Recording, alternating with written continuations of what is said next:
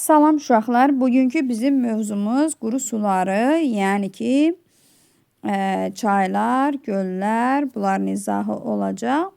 Uşaqlar, quru suları deməmişdən öncə biz ilk öncə okean sularından danışaq. Okean suları və okeanın hissələri dedikdə biz bundan öncəki dərslərimizdə öyrənmişdik ki, okeanın hissələri dedikdə bildiyimiz okeanlar, dənizlər, körfəzlər, boğazlar, ada və yarımadalara aiddir.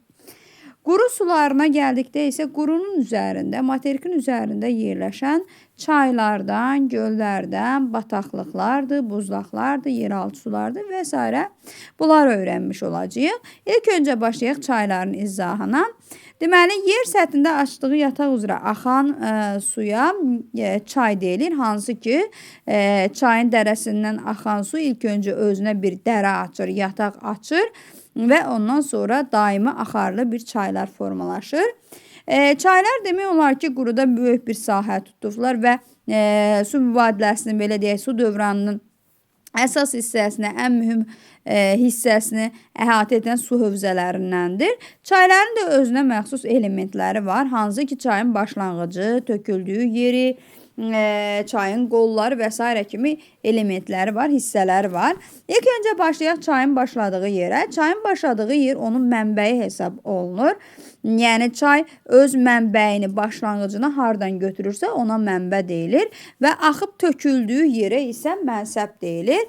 Çayın mənbəyi nələr ola bilər uşaqlar? Çayın mənbəyi dağ buzlaqları, şirin göllər, bataqlıqlar, bulaqlar, yeraltı sular, şirin sulu yeraltı sular ola bilər.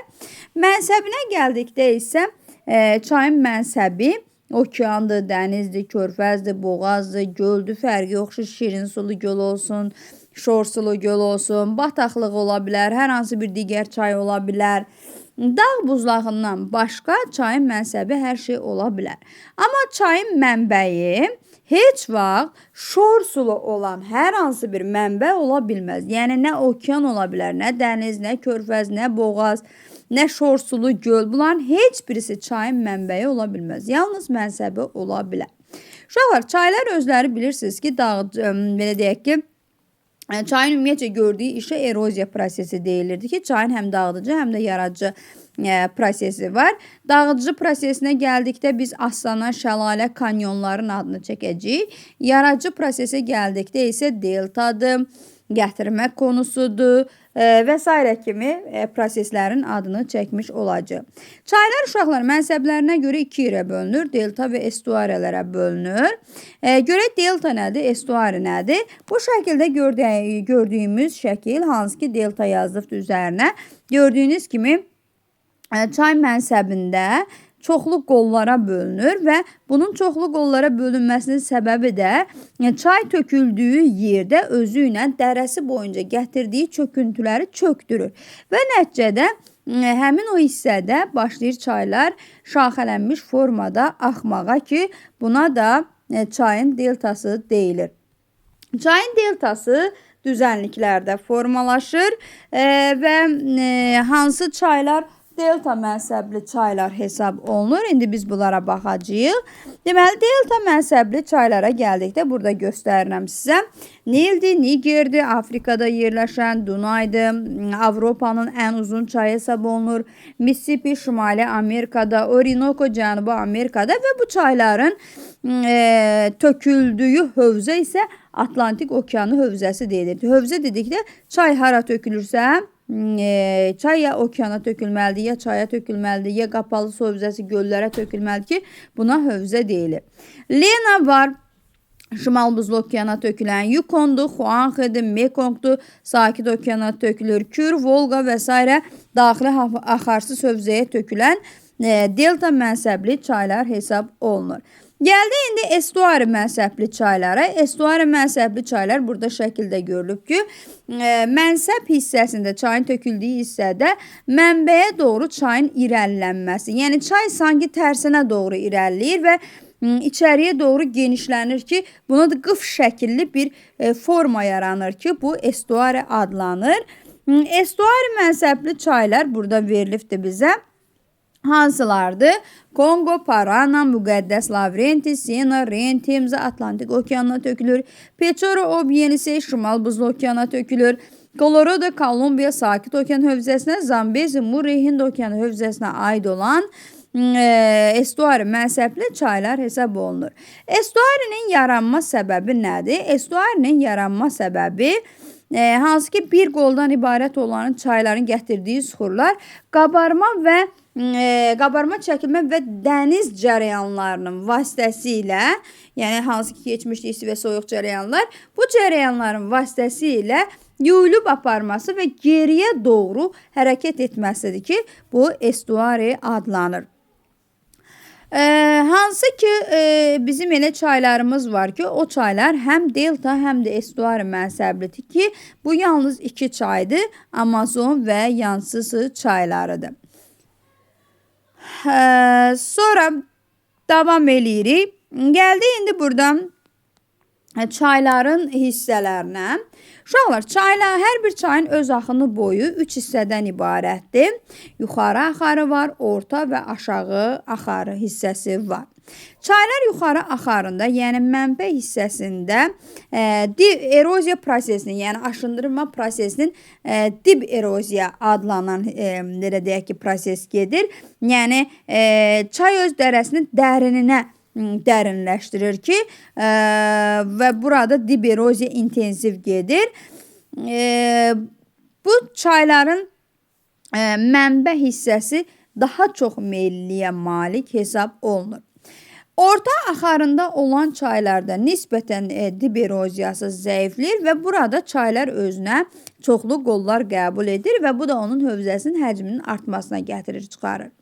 Çayın aşağı axarında, hansı ki düzənliyə keçdiyi hissəsində zəif eroziya prosesi gedir ki və burada eroziya prosesi dib yox, eninə, yəni yan eroziya prosesi güclənir və burada aşağı axarda çayın axım sürəti zəifləyir və demək olar ki, burada yan eroziya prosesi gedir. Çayın gəldik elementləri, hansı ki bayaqdan sayıram, mənbədir. Yəni başlanğıc yeri onun mənbəsi, töküldüyü yer mənsəbi adlanır. Mənsəb iki cür oldu, delta və estuari. Sonra orada meandr adlanan anlayış var. Meandrda hansı ki biz bunu əvvəlki dərslərimizdən bilirik ki, düzənlik çaylarda çay öz dərəsi boyunca axarkən qarşısına bərk suxur keçir ki, bu suxuru parçalayıb aşındıra bilmir və istiqamətini dəyişir. Bu zaman düzənlik çaylarında əyri-üyrü formalı bir çay yatağı formalaşır, dərəsi formalaşır ki, biz buna meandrlar deyirik. Deməli, çayın qolları ilə birlikdə hissəsi çay sistemi adlanır. Burada mən indi onu sizə tapacağım.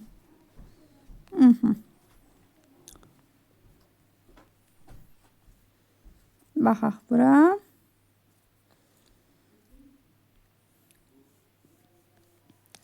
Keçdik burada o sistemi göstərim. Ondan sonra keçək bura. Bax, burada gördüyümüz çay və onun qolları hamısı birlikdə çay sistemi adlanır. Gəldik burada indi krik çaylar var. Görək krik çaylar nədir?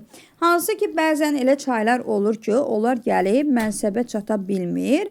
Belə çaylar qurumaya malik olan çaylar ki, bunlar kör mənsəbli çaylar adlanır ki, bu çaylarda kriklər adlanır. Ən çox Avstraliyada yayılıbdır. Çay şəbəkəsi anlayışı var. Məsələn, Azərbaycanda olan bütün çay sistemləri hamısı birlikdə çay şəbəkəsi adlanır. Yəni, əsas çayları, onun qolları hamısı birlikdə çay şəbəkəsi adlanır. Su toplayıcı hövzə var. Hansı ki, hər bir çayın qolları ilə birlikdə tutduğu sahə onun hövzəsi adlanır və çayın su toplayıcı hövzəsi əraziyə düşən yağıntıların həcmindən asılı olaraq az və ya çox ola bilər. Hansı ki, yağıntı olan ərazilərdə, dağlıq ərazilərdə, orta dağlıq ərazilərdə çayın su toplayıcı hövzəsi, çay sıxlığı çox olur. Digər düzənliklərdə isə bu əksinə olacaq. Bir də su ayrıcı anlayışı var ki, çay hövzələrini bir-birindən ayıran şərti xəttə, sərhədlərə su ayrıcılar deyilir. Su ayrıcı həmişə dağlardan və ya da düzənliklərin nisbətən hündür yerlərindən keçir. Bunu da yadda saxlayaq. Sonra gəldik çayla bağlı bizim düsturlarımız var. Bu düsturlar əzbərlənməlidir mütləq. Hansı ki mən burada altından xətt çəkəcəm. Birinci çay şəbəkəsinin sıxlığı. Bayaq dedik ki, çay şəbəkəsinin sıxlığı nədir? Çayın qolları ilə olan, yəni qolları ilə, əsas çayla qolları ilə birlikdə olan çayın onun hövzəsinə olan nisbətinə deyilir. Yəni, çay şəbəkəsi sıxlıq, bax bu cür yazırıq, sıxlıq bərabərdir L bölünsün F-ə. El deyərkən uşaqlar burada, el əsas çay və onun qollarının uzunluğudur. Bəzən sizə onun L1, L2, L3 qollarını verər və sonra əsas çay istəyər. Aydındır. Bu zaman siz qolları hesablayacaqsınız və bununla da əsas çayı tapa biləcəksiniz. Burada məsəl üçün bizə düstur verib, baxaq o düstura. Daha doğrusu düsturdan əlavə məsələ verib, məsələyə baxaq. Məsəl üçün deyir, ərazidə axan çayların ümumi uzunluğu 8000 kilometr. Yəni əsas çay və qolları ilə birlikdə olan uzunluğu 8000 kilometrdir. Ərazinin hövzəsi isə, yəni 40000 kvadrat kilometrdir. Sıxlığı nə qədərdir? Sıxlıq bərabərdir çayın uzunluğu 8000 kilometr bölünsün 40000 kvadrat kilometrə. Bu da düşür 0,2 kvadrat kilometr. Gördüyünüz kimi bu vahiddən azdır. Əgər vahiddən azdırsa, bu deməli düzənlik çay hesab olunur. Çay şəbəkəsi bayaq dediyimiz kimi hansı ərazilərdə çox olur? Yağıntının çox olduğu yerlərdə və bir də meyilliyin çox olduğu yerlərdə. Məlum məsələ, yağıntı əsasən dağlıq, orta dağlıq ərazilərdə, meyillik də əsasən o ərazilərdə çoxdur. Bu çayın şəbəkəsinin sıxlığının tapılmasıdır. Növbəti çayın su sərfidədir. Çayın su sərfinə gəldikdə isə çayın enli belə deyək də, canlı enkəsiyi ki var, hansı ki onun o enkəsiyi hissəsindən 1 saniyə ərzində nə qədər su axıbsa, bunu müəyyən edir və çayın su sərfi əgər boldusa, həmin ərazi deməli rütubətli ərazidir. Yəni, iqlimi əlverişli, yağıntısı bol olan rütubətli bir ərazidir. Çayın su sərfini tapmaq üçün düstur olaraq biz bundan istifadə edəcəyik. Hansı ki bizim düsturumuz budur.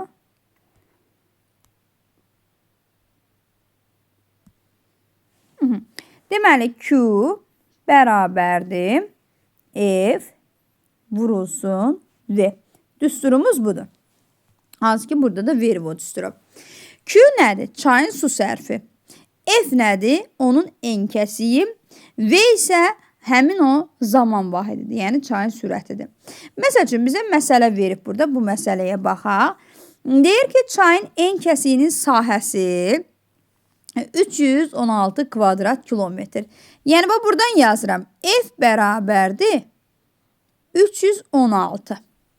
Suyun sürəti V isə bərabərdir 0,7 saniyə. Nəyi tapmalıyım? Q-nü. Q-nü tapmaq üçün aparıram 316-nı, vururam 0,7-yə. Bu düsturu əzbərləməsəniz, siz heç vaxt bu məsələləri yaza bilməyəcəksiniz. Bu da belə. Gəldi indi orada çayın su sərfinin çox və az olduğu və il boyu dəyişməyən belə deyək ki, hissələri var. Hansı ki, yayda bol sulu olan çaylar var ki, uşaqlar, yayda bol sulu olan çaylar dedikdə bu çaylar mütləq ki, yağışlarla qidalanan və bir də hansı ki, musson yağışları, həmin ərazi musson iqlim tipində və bir də subekvatorial iqlim qurşağında, eyni zamanda da yayda əriyən buzlaqların hesabına bol sulu olur. Məsəl üçün, musson iqlim tipində yerləşən çaylara biz burada görüm hansı çaylardır göstərək. Hansı ki, Amurdur, Xuanxedir, Yansızıdır. Bu çayları göstərəcəm. Bir də gözləyin. Həmin o qidalanmasını. Əslində, burada ötəri şəkildə deyim, sonra qidalanmaya keçərik. Eyb yox. Deməli, yayda su sərfi çox olan çaylar ya musson iqlim tipi ilə qidalanır, ya subekvatorial iqlim qurşağında yerləşən ərazidən axan çaylardır. Ya da ki, buzlaqlarla qidalanan çaylardır ki, məsəl üçün buzlaqlarla qidalanan çaylara biz Amudərya, Sırdərya, Azərbaycanda Qudyal çaydır, Qusar çaydır, Vəlvələ çaydır. Bu çayları yayda buzlaqlarla qidalandığı üçün əriyir buzlaqlar və nəticədə su sərfi dərəsindən axan suyun miqdarı artır. Sonra subekvatorial iqlim qurşağında yerləşən Hinddir, Qanqdır, bu çayları Mekongdur, bunları göstərmək olar. Bundan əlavə mussonlarla qidalanan çaylara gəldikdə isə Amur, Xuanxe, Yansızı çaylarının adını çəkə bilərik. Il boyu su sərfi dəyişməyən çaylar ki var, bunlar isə rütubətli, il boyu rütubətli olan ərazilərdir. Hansı ki bu çaylar Afrikanın mərkəzindən axan Kongo çayı, Cənubi Amerikada Amazon hövzəsinin çaylarını və bir də ki Avropada mülayim dəniz iqlim tipində yerləşən Temza çayı var, Sena çayı var, Reyn çayı var ki, bunlar da il boyu su sərfi dəyişmir. Bu belə. Növbəti su sərflərini də deyəcəm. Hələ ki keçək digər düsturumuza. Digər düsturumuza gəldikdə isə digər düsturumuz çayın düşməsidir. Görək çayın düşməsi nədir? Uşaqlar, çayın düşməsi çayın mənbəyi ilə mənsəbi arasındakı hündürlük fərqinə deyilir. Belə deyək ki, H-la işarə olunur. Mən bunu sizə göstərim. Deməli, H bərabərdir. H1 çıxılsın H2. Yəni ki, çayın düşməsi bərabərdir. Onun mənbəyi çıxılsın mənsəbi. Məsəl üçün, götürək Qusar çayın belə deyək ki, düşməsini tapaq. Qusar çay başlayır deyək ki, yan silsilədən 4243 metr götürə bilərik mənbəsini. Tökülür Xəzər dənizinə. Xəzər dənizinin də səviyyəsi -27 metrdir. Biz bunu tapmaq üçün nə edirik? H bərabərdir 4442, daha doğrusu 4243 çıxılsın -27. Bu tapdığım mənim olacaq çayımın düşməsi. Bu belə. Burada verifdir bizə. Buna baxa bilərsiniz. Gəldik çayın meyilliliyinə. Çayın meyilliliyi dedikdə çayın meyilliliyi onun düşməsinin uzunluğuna olan nisbətidir. Bu düsturla müəyyən olunur. Burada görə bilərsiniz bunu. Baxın, bu düsturla müəyyən olunur. Düstur meyillik bərabərdir. Çayın düşməsi H bölünsün onun uzunluğuna.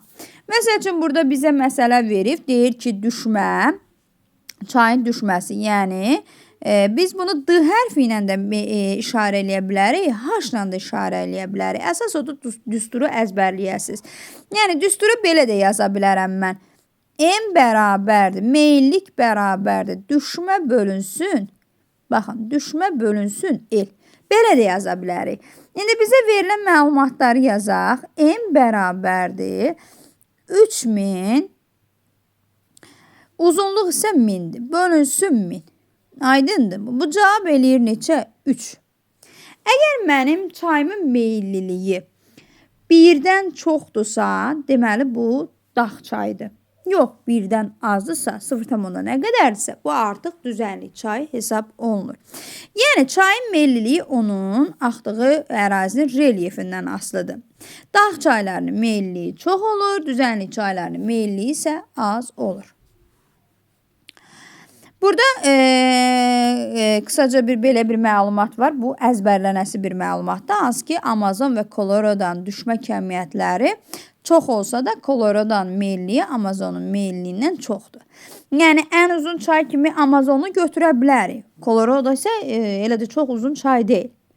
Sadəcə Amazon və Colorado'dan düşmə kəmiyyətlərini müqayisə eləsək, Colorado'nun meyilliyi Amazon meyilliyindən çoxdur.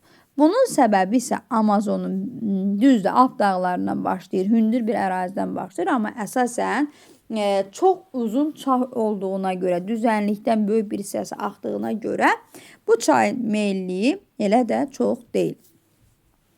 Sonra gəldik burada digər, bunu artıq dedik eroziya haqqında. Dib və yan eroziya nədir? Dib eroziya dediyimiz kimi dağlıq ərazilərdə olur, yan eroziya düzənlik ərazilərdə olur. Meandrın nə olduğunu bildik. Sonra gəldik kanyon. Kanyonu əslində bilirik nədir? Hansı ki biz bunu eksogen relyef formalarında keçmişdik. Çayların gördüyü iş haqqında dağıdıcı və yaradıcı relyef formalarını keçərkən demişdik. Kanyon nədir? Dağ çaylarında çayın öz dərəsini dibinə doğru, yəni dərinə doğru dərinləşdirməsidir ki, yəni dar və dərin dərələrə kanyonlar deyilir.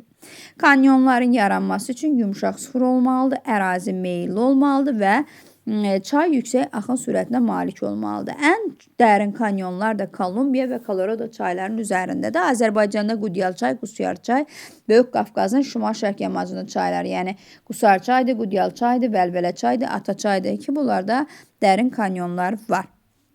Gördüyümüz kimi burada da qeyd olunubdur, kanyon şəkli veribdir. Əsas məsələ gəldik eroziya baisinə. Eroziya baisi nədir uşaqlar? Eroziya baisi çay öz dərəsini hara qədər dərinləşdirə bilir. Yəni hara qədər dərə aça bilir, dərinləşdirə bilir. Eroziya baisi çay öz dərəsini töküldüyü hövzənin dərinliyinə qədər dərinləşdirə bilir. Məsəl üçün deyirəm Lənkəran çay. Lənkəran çay başlayır Talış dağlarından, gəlir tökülür Xəzərə. Və bu deməkdir ki, Lənkəran çayı öz dərəsini Xəzər dənizinə töküldüyü yerə qədər dərinləşdirir ki, buna eroziya baisi deyilir. Çayın eroziya baisi ilə mənsəbi üst-üstə düşür. Aydındırmı? Yəni Xəzər dənizinin, Lənkəran çayının mənsəbi Xəzər dənizidirsə, onun eroziya baisi də elə Xəzər dənizi hesab olunur. Eroziya baisi 3 yerə bölünür. Okean səviyyəsində olan, okean səviyyəsindən aşağıda, bir də okean səviyyəsindən hündürdə yerləşən. Okean səviyyəsi dedikdə bu çaylar mütləq ki, okeana tökülən çaylardır. Yəni, okean səviyyəsi 0 metr hündürlüyünə qədər dərinləşə bilir ki, bunlara hansı ki, Amurdur, Xuanxedir, Yansızıdır, Dnyeprdir, Nigerdir, sonra oradan Nilin özü var, sonra digər çaylardan Dunaydır, Dnyeprdir, bu çayların adını çəkə bilərik. Əgər çayın eroziya baisi yuxarı qalxarsa, təsəvvürləyin ki, necə bunu müəyyən eləyəcəksiniz? Lənkəran çaydır. Lənkəran çay tökülür Xəzər dənizə. Xəzər dənizinin səviyyəsi -7 metrdən qalxıb 20 metr olsa, artıq bu çayın səviyyəsi belə deyək ki, eroziya baisinin səviyyəsi qalxmış olacaq və bu zaman çayın düşməsi azalacaq. Yəni onun belə deyək ki, mənsəbinin hündürlüyü artdığı üçün onun artıq düşməsi də azalmış olacaq. Bu cümləni mütləq yadınızda saxlayın. Bax, deyirəm sizə, bu mütləq ki, testlərdə qarşınıza çıxacaq. Bax, bu cümlə. Qırmızı rənglə verilib. Çayın eroziya baisi qalxarsa, çayın düşməsi azalacaq. Deməli, dünya okeanı səviyyəsindən aşağıda yerləşən çaylar dedikdə uşaqlar, Xəzərə tökülən çaylar, hansı ki, -7 metr aşağıda yerləşir. Bu çayları əzbərləyin, testlərdə tez-tez qarşınıza çıxacaq. Volqa, Ural, Emba, Kür, Atrek, Araz, Terek, bu çaylar hamısı Xəzərə tökülən çaylardır. Əgər dünya okeanına yuxarıda yerləşən çaylar deyirsə, bu əsasən yüksək ərazilərdir. Amudərya, Sırdərya, İlidir, Arpa çaydır, Naxçıvan çay və s. çayların adını çəkə bilərik. Keçdik növbəti şəlaləyə. Şəlalə nədir uşaqlar? Dağ çaylarında əsasən bərk və yumşaq suxurlar olur ki, bu bərk yumşaq suxurlar bəzən elə olur ki, bərk suxuru çayın gücü çatmır yumağa və bu zaman o belə deyək ki, parçalar şəklində qalır çayda. Və həmin çay da gələrək o çayın üzərindən axıb tökülür digər belə deyək ki, hissəyə və çayda şəlalələrin olması bərk suxurların olması ilə izah olunur. Məsəl üçün, mən bunu sizə şəkillə göstərirəm.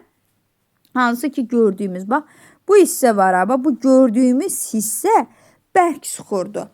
Çay o hissəni yuya bilməyibdir və başlayır burada axan çay gəlir bu bərk suxurun üzərindən aşır, tökülür aşağıya doğru. Buna artıq belə deyək ki, şəlalə deyilir. Bir də var astana anlayışı. Astana nədir? Astana da çay dərəsində, dağ çaylarında Bəzən çayın bərk süxurları gücü çatmır yumağa. Kiçik daş parçaları şəklində. Bax gördüyümüz, bax bu hissələr kiçik, yəni şəlalə kimi hündür olmur. Şəlaləni yaradacaq kimi hündür olmur. Sadəcə alçaq olan, kiçik olan bir hissələrdir deyək ki, buna astanalar deyilir. Gələk şəlalələrdən danışaq. Hansı ki, dünyada hansı şəlalələr var? Dünyanın ən hündür şəlaləsi bilirsiniz ki, Anhel şəlaləsidir. Orinoco çayının Çurun qolunun üzərində yerləşir. Bundan sonra ikinci hündür çayımız Tugela çayıdır ki, daha doğrusu Tugela şəlaləsidir ki, Afrikada Tugela çayının üzərində yerləşir. Bundan əlavə ən səsli olan Niagara çayıdır. Daha doğrusu Niagara şəlaləsi Niagara çayının üzərində yerləşir. Iguaça şəlaləsi var, Parana çayının üzərində yerləşir. Victoria şəlaləsi Zambezi çayının üzərində. Hansı ki, Livingston Stanley şəlalələr sistemi var ki, bu da Kongo çayının üzərində yerləşir. Azərbaycanda isə məşhur şəlalələrdən Mucuq şəlaləsi var, Dəmraparan çayının üzərindədir. Vəlvələ çayının üzərində Afruca şəlaləsi var ki, bu da məşhur şəlalələrdən biridir. Sonra keçdik. Burada mərcanlar haqqında məlumat verilir, amma siz bunu bilirsiniz. Gətirmə konusu bilirsiniz. Bu gətirmə konusunu da bilirsiniz. Nədir gətirmə konusu? Deməli uşaqlar, gətirmə konusu nədir? Çayın dağdan düzənliyə çıxdığı yerdə yaranır. Deltadan əsas fərqi də bunun budur. Yəni dağdan çıxır düzənliyə, daha doğrusu dağdan başlayır düzənliyə keçən zaman orada gətirdiyi çöküntüləri çöktürür ki, buna gətirmə konusu deyir. Azərbaycanda ən böyük gətirmə konusuları da Qanıq Əri çay ərazisində, Qazax, Qarabağ və Küdri Şirvan ərazisində geniş yayılıbdır. Sonra bu başqa nədir? Burada allüvyal düzənliklər var. Allüvyal düzənliklər nədir? Çayların gətirdiyi çöküntülər nəticəsində yaranan düzənliklər deyilir. Gəldik çayların axımının tənzimlənməsinə. Əsas məsələlərdən biri. Çayların axımının tənzimlənməsi üzərində, əgər çayın üzərində su anbarı varsa, bu axımı tənzimlənmiş çaylar deyilir. Bu çayın üzərində su anbarının olması bir çox səbəbi var. Hansı ki, orada belə deyək ki, su anbarları tikilir. Məsəl üçün, Mingəçevir, Kür çayının üzərində Mingəçevir su anbarı var. Bunun tikilmə səbəbi oradan enerji əldə etməsi, insanların kənd təsərrüfatında, məsəl üçün, su varmanı təmin etmək üçün, sonra idman hövzələrində o belə deyək, avar çəkməni inkişaf etdirmək üçün. Yəni, bir sıra səbəbləri var ki, buna görə də və yaxud da ki, daşqınların qarşısını almaq üçün su anbarları tikilir ki, buna axımı tənzimlənmiş çaylar deyilir. Azərbaycanda da Kür çayıdır, əsasən axımı tənzimlənib, Araz çayıdır, Tərtər çayıdır. Dünyada Kolumbiya çayı var, Volqa çayı var, Dəclə Fərat çayları var, Sirdarya çayları var ki, bunlar axımı tənzimlənmiş çaylardır. Bu şəkildə də müəyyən eləyə bilirsiniz bunu. Əgər çayın axımı tənzimlənibsə, məlum məsələ onun suyunun səviyyəsi də müəyyən qədər azalmış olacaq. Terraslar var. Terras anlayışı nədir? Terraslar dib və yan eroziyanın ardıcıl növbələşdiyi hissədə yaranır. Bax, gördüyünüz kimi şəkli də verdi, pilləkən formasında olur.